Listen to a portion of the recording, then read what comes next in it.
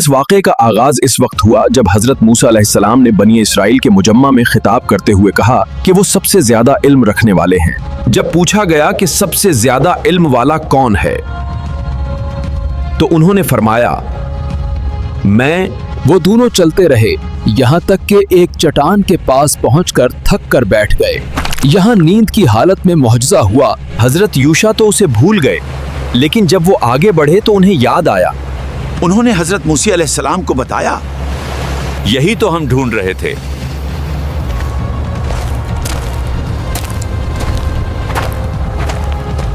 क्या मैं आपके साथ रह सकता हूं ताकि आप जो इल्म सिखाए गए हैं उसमें से मुझे कुछ सिखाएं। ट्रांसक्रिप्शन।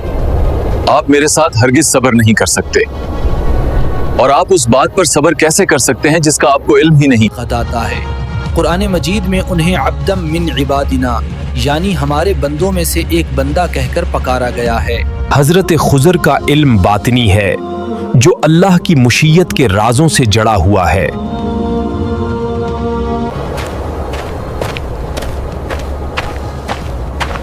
अस्सलामु अलैकुम व रहमतुल्लाहि व बरकातुहू।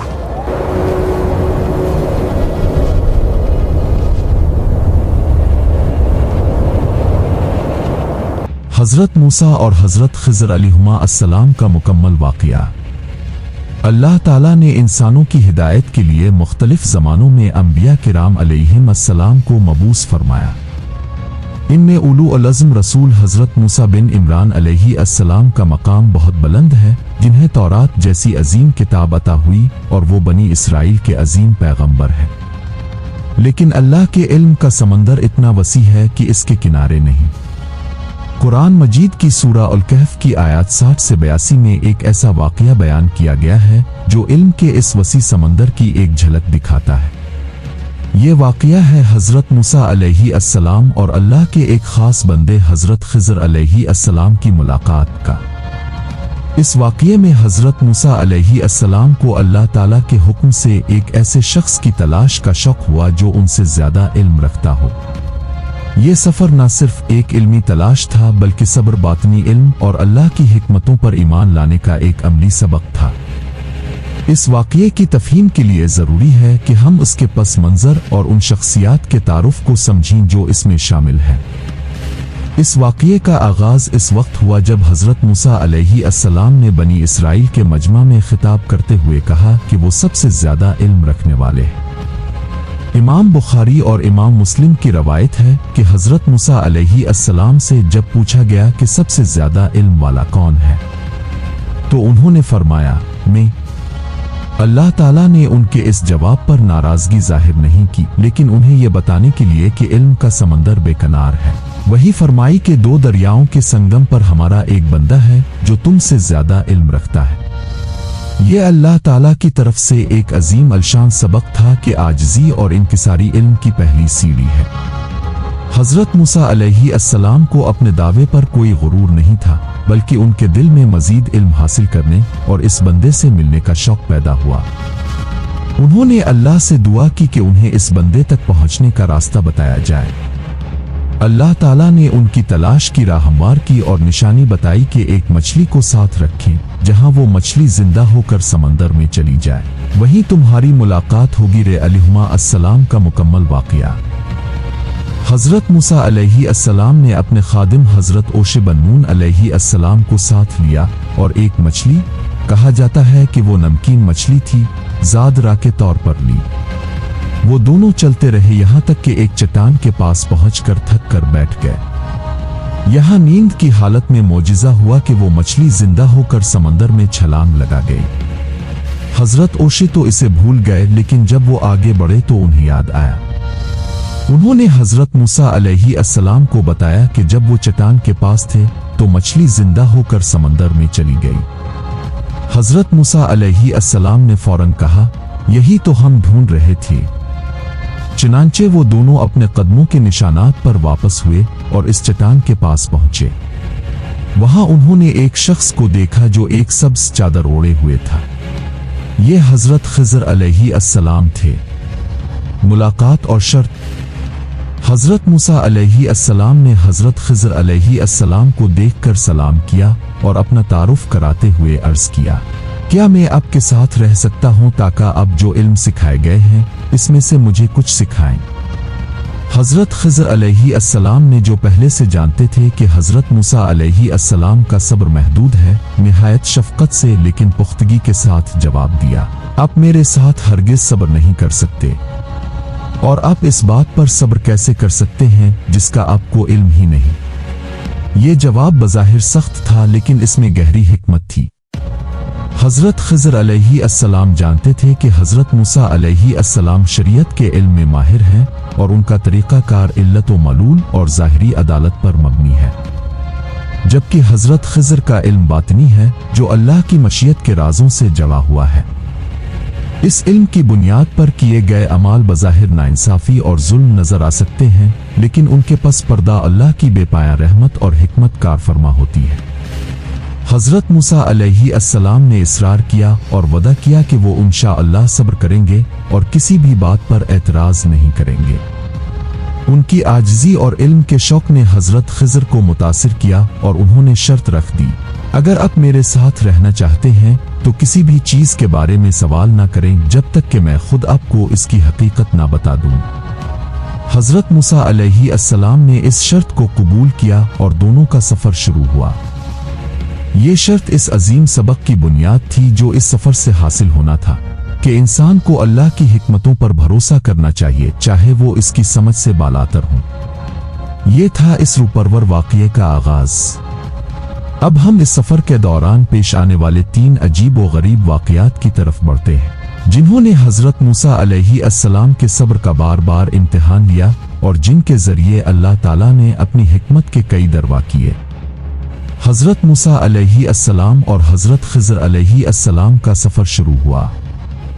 हज़रत मूसा अलैहिस्सलाम पूरे अज़्म के साथ खामोशी इख्तियार किए हुए थे कि वो हज़रत खिज़र की हर बात को सब्र से सुनेंगे और उन पर एतराज़ नहीं करेंगे, लेकिन आने वाले वाक़यात उनके इस अज़्म की कड़ी आज़माइश करने वाले थे। ये वो मकाम है जहाँ ज़ाहिरी इल्म और बातिनी इल्म के दरमियान फ़र्क वाज़ेह होता है। पहला वाक़या, कुश्ती का सुराख करना। सफर के दौरान वो एक दरिया के किनारे पहुंचे जहां से गुजरने के लिए एक कुश्ती मौजूद थी। ये कुश्ती कुछ गरीब माहीगीरों की थी जो अपनी रोजी रोटी के लिए इस पर इन्हिसार करते थे।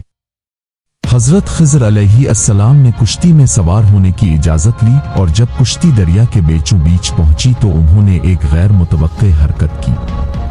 उन्होंने एक कुल्हाड़ी आतीशा लेकर कुश्ती का एक तख्ता उखाड़ दिया और इसमें एक सुराख कर दिया। पानी कुश्ती में दाखिल होने लगा और मुसाफिर घबरा गए। ये देखकर हज़रत मूसा अलैहिस्सलाम से रहा न गया।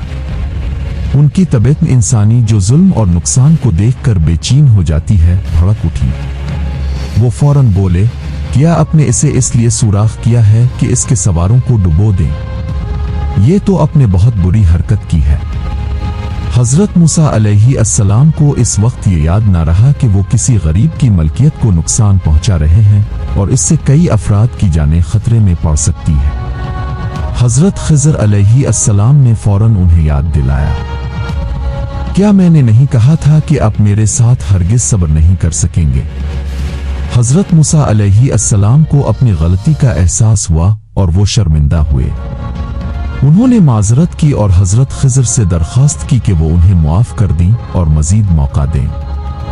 उन्होंने अहद किया कि आइंदा कोई सवाल नहीं करेंगे और अगर उसके बाद भी उनसे कोई खिलाफ वर्जी हुई तो हज़रत खिज़र उन्हें अपना साथ छोड़ने के लिए आज़ाद होंगे। ये वाक़या इस बात की अलामत है कि इंसान ज़ाहिरी मंजर को देखकर फौरी फैसला कर लेता है, हालांकि इसके पस पर्दा कोई ना कोई मसलहत हिकमत छपी हो सकती है। हज़रत मूसा अलैहिस्सलाम ने कुश्ती के मालिकान की गुर्बत और उनके ज़रिया माश को देखकर हज़रत खिज़र के अमल को नुकसानदेह समझा, लेकिन वो इस जालिम बादशाह से नावाकिफ थे जो हर सालम कुश्ती को ज़बरदस्ती छीन लेता था। दूसरा वाक़या, बच्चे का कत्ल। कुश्ती से उतरने के बाद वो अपने सफ़र पर आगे बढ़े। रास्ते में उन्होंने देखा कि कुछ बच्चे खेल रहे हैं। इनमें से एक बच्चा बहुत खूबसूरत और शरारती था।